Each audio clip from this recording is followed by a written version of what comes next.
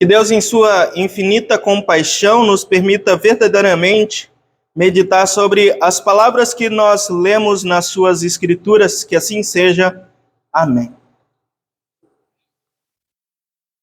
Nós iremos, nesse momento, meditar sobre os textos que nós lemos aqui, onde todos esses textos trouxeram, assim, um destaque para a vinda do Filho do Homem, o fim dos tempos, esse dia importante para nós. Por isso, o texto que nós começamos a ler, o texto que nós lemos há pouco do Evangelho, começou assim: o reino dos céus é semelhante a 10 virgens. É interessante só rapidamente destacar que há versões traduzidas, um pouco mais antigas, vamos dizer assim, e versões um pouco mais atuais, como a NTLH, fazem uma diferenciação que parece simples, mas é muito importante em alguns textos ou algumas palavras. Como, por exemplo, o destaque ou a tradução de virgens para moça. Nesse texto, talvez não tenha tanto impacto, pois o ponto não está aqui, o destaque não está nas próprias moças, em serem virgens ou não. Mas é uma palavrinha interessante para a gente meditar rapidamente. Como, por exemplo, nós sabemos que o Antigo Testamento traz uma profecia importante sobre Maria, quando vai dizer que eis que a Virgem dará à luz um filho. E a NTLH, nesse sentido, traduziu essa virgem também por moça. E aí já dá uma margem para a interpretação. Nem toda moça é virgem, né? Então, nesse texto aqui, até que não faz tanta diferença, não gera tanto impacto traduzir moças por virgem, mas faz necessário fazer esse destaque. Mas vamos lá, nós temos aqui na nossa projeção aquela rodinha onde mostra um tempo litúrgico. Sei que nem todos acompanham ou sabem de qual esses tempos litúrgicos que a gente tem durante o ano da igreja. O calendário que a gente usa, o calendário comum, é onde a gente inicia no dia 1º de janeiro, que está logo aí, termina no dia 31 de dezembro. Não tem nada de novo nisso, né? Isso é algo que toda criança também sabe. Mas o calendário da igreja não, o calendário da igreja é diferente. O calendário da igreja começa no começo ou final de novembro, começo de dezembro ou final de novembro, depende da contagem em alguns anos.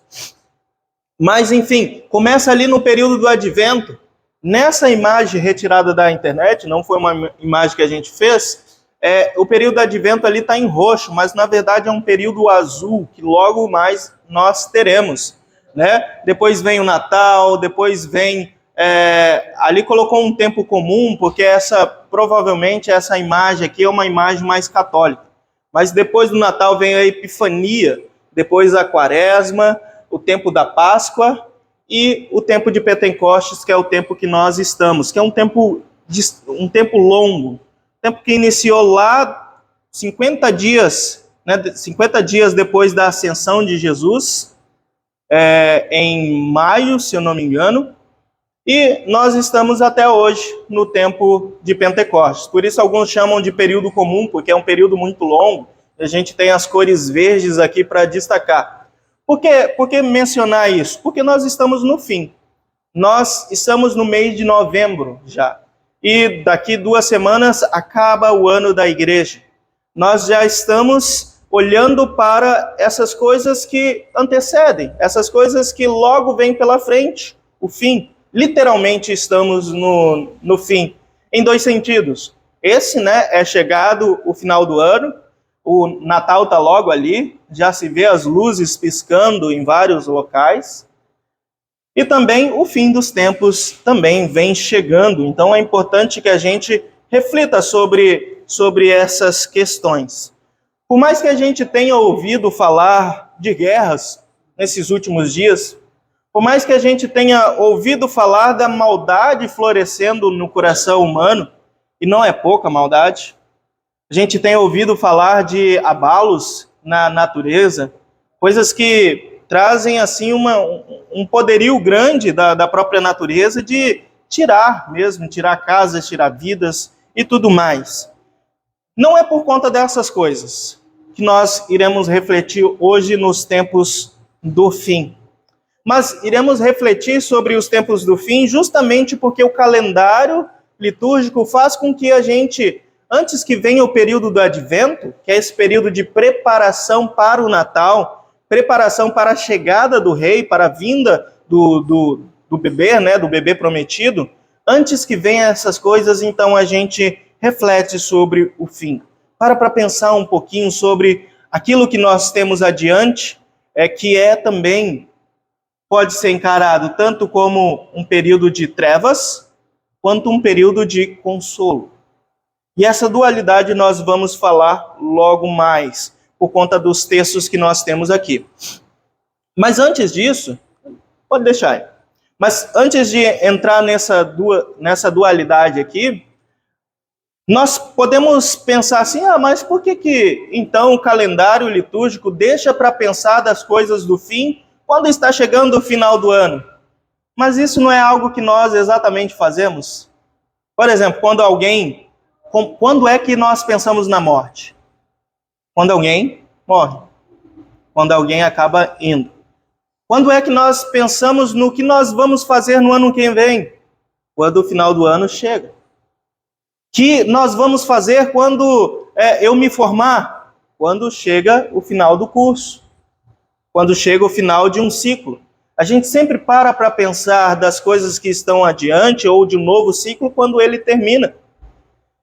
O músico Frank Sinatra tem uma música muito bela chamada My Way, que aí no começo da música ele começa dizendo assim, agora que o fim está perto, eu começo a pensar, eu começo a encarar o meu último ato.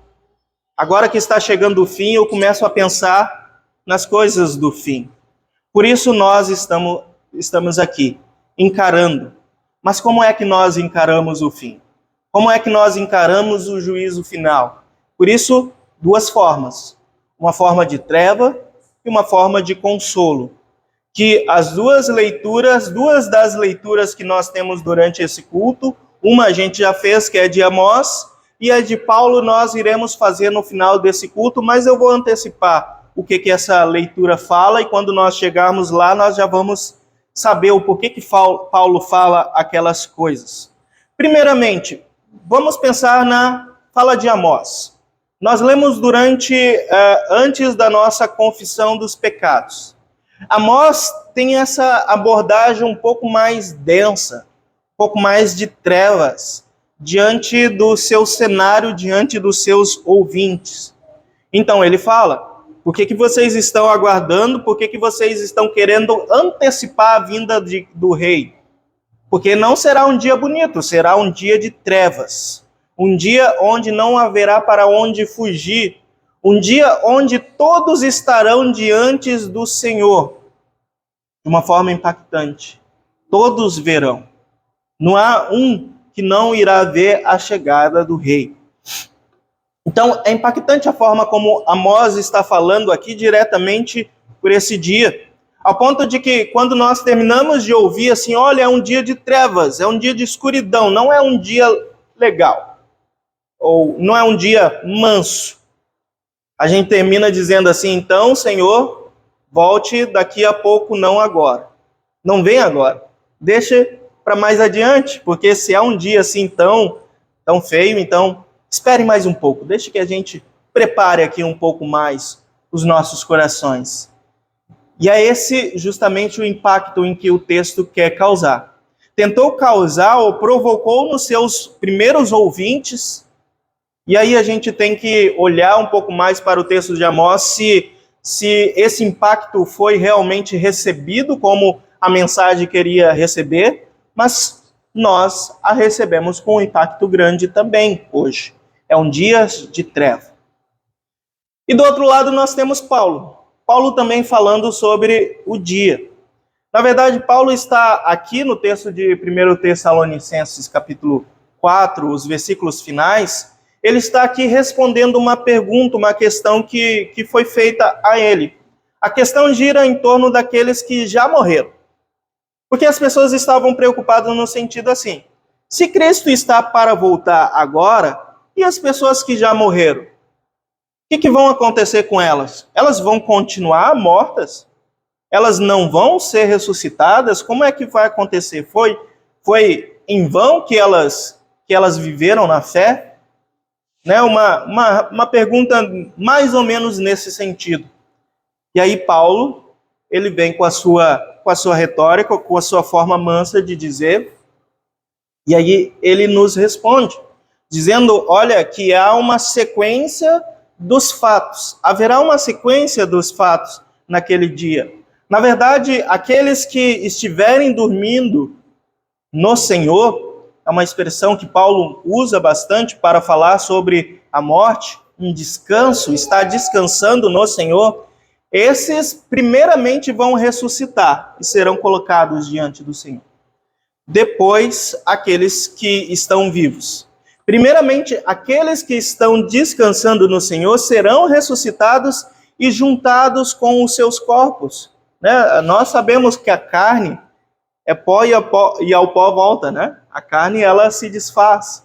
As traças comem, né? Os bichos, as bactérias, enfim. Mas a alma não. A alma é eterna. A alma não morre.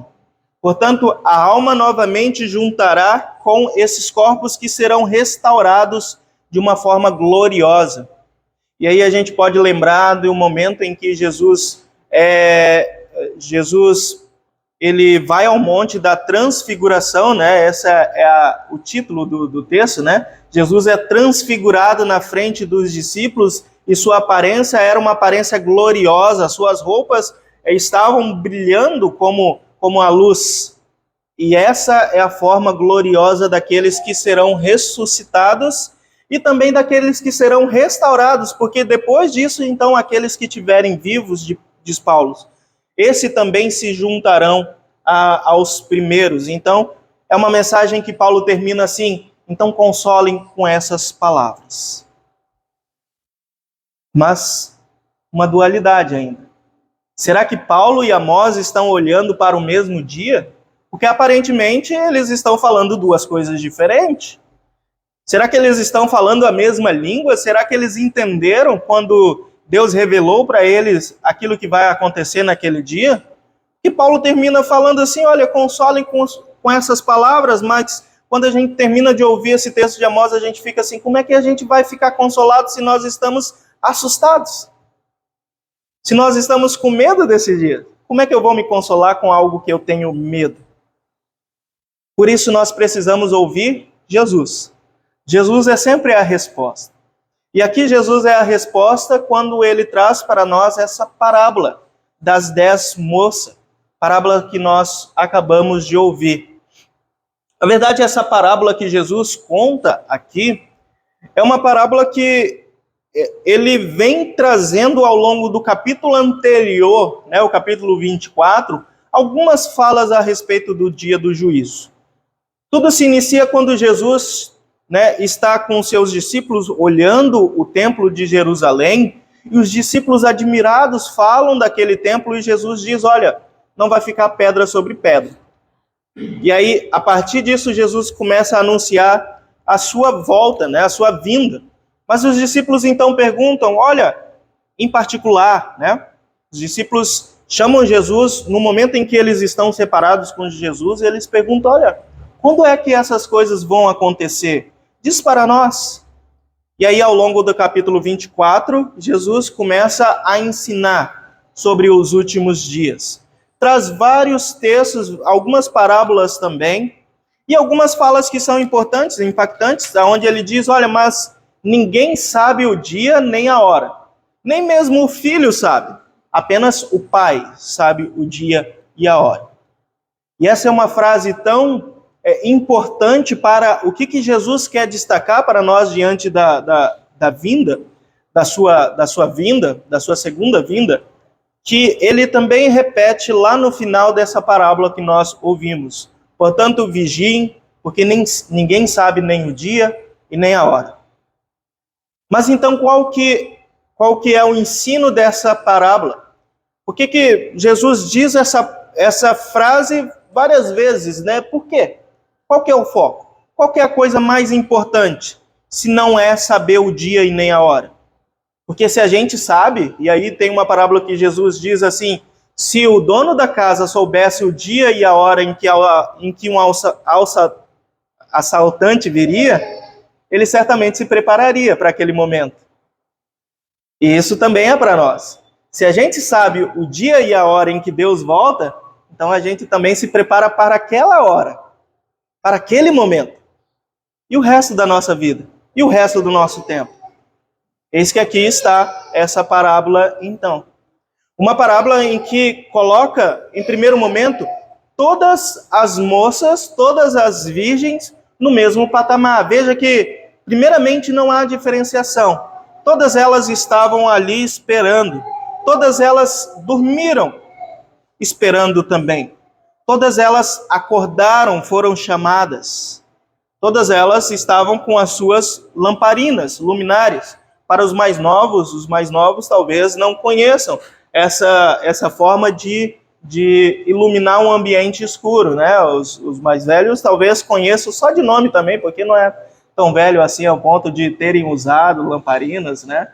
São mais moços, né? A energia é um pouquinho mais recente, mas vocês não viveram esse tempo, né? Mas aqui está essas lamparinas também sendo ilustradas, que se você não tiver mais óleo, mais azeite, né, o que faz com que o pavio continue aceso, então logo vai acabar. E isso é o que diferencia as moças. Aqui o texto, eles colocam metade, metade, mas a gente percebe pela estrutura do texto que até o número também não é tão importante quanto a mensagem, o todo daquilo que a parábola quer dizer. 50-50, se fosse 30-70, se fosse uma só bem preparada e 9, isso também não importa tanto. Mas algumas estavam preparadas e outras não. Mas todas estavam ali à espera. Uma coisa importante também da gente lembrar é que a forma aqui como é contada essa parábola, talvez a gente não entenda tanto porque dentro da nossa realidade, uma festa de casamento não é assim. A gente vai no casamento, às vezes a noiva demora um pouco mais a chegar, o noivo que fica à espera, aqui é o contrário, né? Mas os dois estão ali. Quando vai para a festa, os dois estão lá. Tem uma diferença significativa para o casamento que era no tempo de Jesus, como que era feito essa festa. Próxima imagem representa isso. Na verdade, há três estágios importantes dentro de um casamento no tempo de Jesus e talvez ainda seja costume de alguns povos no mundo hoje. Aqui nós temos uma comitiva sendo mostrada, uma comitiva. O que é essa comitiva? Está a noiva e as suas damas de honra, a noiva e as suas servas, concubina, ou enfim. Aqui está a comitiva da noiva. Porém, o casamento começa com 3 etapas. A primeira é a escolha. A gente tem vários exemplos dentro do texto bíblico em que a família do noivo, então, procura uma noiva para o seu filho, né? E ali é feito um acordo, ali é feito um contrato, enfim, ali é tido uma conversa em que daqui a um tempo os nossos filhos irão, então, se casar. Essa é a primeira parte. A segunda parte vem o noivado. O noivado é um período geralmente de 1 ano, em que ambos já estão quase como casados, mas ainda são noivos. A diferença é que se hoje um noivado termina, é impactante porque terminou o noivado, mas não tanto. Tá, terminou, supera, vá para frente. Mas o noivado no tempo de Jesus, se é quebrado, então é encarado como um divórcio, uma coisa bem séria. Ao ponto de que daqui a alguns dias a gente vai começar a ouvir uma história de que um certo jovem, ao ouvir uma notícia de que a sua noiva estava grávida, ele não quis terminar o noivado. Quem é esse jovem? José, do nascimento de Jesus. José, ele não quis terminar o noivado por quê? Porque o noivado é uma coisa séria naquele tempo. É uma coisa tratada como já o casamento. Não vive junto ainda, mas é quase como se fosse o casamento. Tanto que se o rapaz morresse, ela era viúva. Se a moça morresse, ele era viúvo. Mas ainda é um noivado. E aí, depois desse período de espera, desse 1 ano, então o noivo sai da sua casa com a sua comitiva também, né? Com os rapazes, com os jovens, e vão em direção à noiva e à sua comitiva para entrar na festa de casamento, e ali acontece o casamento. O casamento aconteceu um pouco antes, mas o dia do casamento, então, é o dia marcante que celebra essa data. Portanto, na história de Jesus, nós temos esse dia. O casamento, o noivado já aconteceu, mas o noivo está indo à busca da noiva. Jesus não diz para nós quem é a noiva, não diz. Não sabemos. É 10. Uma delas é a noiva. As outras são damas de honra, as outras são servas, enfim. Mas as 10 estão ali esperando pelo noivo. O noivo vem. Não se sabe quando, não se sabe que horas. Elas estão esperando pelo noivo. E acontece que nessa ilustração, nessa parábola que Jesus usa para nós, o não saber o dia e a hora é tão impactante que elas estão ali esperando e acabam adormecendo. Acabam adormecendo. Só que alguém grita: eis que o noivo vem. Ainda assim elas ficam alerta por um tempo, acordam. Só que o noivo vem, mas quando? Não é imediatamente, ainda há um tempo de espera.